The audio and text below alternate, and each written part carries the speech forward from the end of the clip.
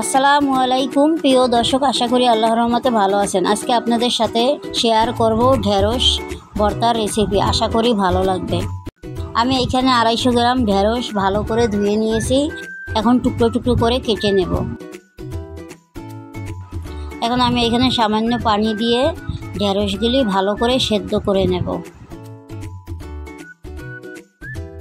এখন আমি একটা ঢাকনা দিয়ে ঢেকে নেব। ঢেকে এটাকে ভালো করে সেদ্ধ করে নেব। একবারে একটুও যাতে পানি না থাকে, পানিগুলো সব টানিয়ে ফেলাবো। ঢেঁড়সগুলো আমার হয়ে গেছে, আমি উঠিয়ে নিচ্ছি। এখন আমি কড়াইতে সরষের তেল দিয়ে দিচ্ছি। সরষের তেল দিয়ে দিচ্ছি 4-5টা কাঁচামরিচ। কাঁচামরিচগুলো আমি হালকা একটু ভেঙে দেব, তা না হলে ছিঁড়তে পারে। এখন দিয়ে দিচ্ছি আমি 4-5টা শুকনো মরিচ।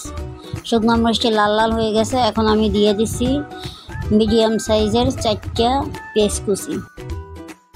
পেঁয়াজগুলো আমি হালকা হালকা লাল লাল করে ভেজে নেব। ভাজা হয়ে গেছে, আমি পেঁয়াজ মরিচ আলাদা করে রেখে দিচ্ছি। এখন আমি এখানে নিয়ে নেব ঢেঁড়স সেদ্ধগুলি। ধনিয়া পাতা কুচিগুলো নিয়ে নিচ্ছি, সবগুলো আমি একটা প্লেটে নিয়ে নিচ্ছি। এখন আমি হাত দিয়ে শুকনো মরিচটি ভালো করে মিক্স করে নেব। এখন নিয়ে নিচ্ছি পেঁয়াজগুলো ভালো করে মিক্স করে নেব হাতে। নিয়ে নিচ্ছি ধনিয়া পাতা কুচি। এখন আমি দিয়ে দিচ্ছি স্বাদ মতো লবণ।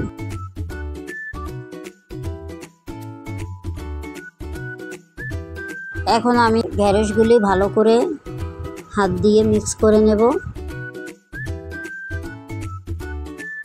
এখন দিয়ে দেব সরষের তেল।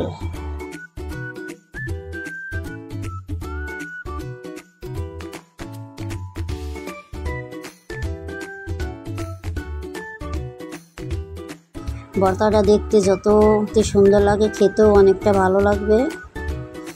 যারা এখনও বাসায় এরকম ভর্তা করে না খেয়েছেন, তারা অবশ্যই বাসায় একবার ট্রাই করবেন।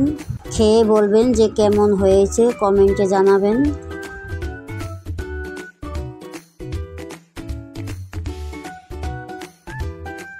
সবাই ভালো থাকবেন, সুস্থ থাকবেন। আল্লাহ হাফেজ।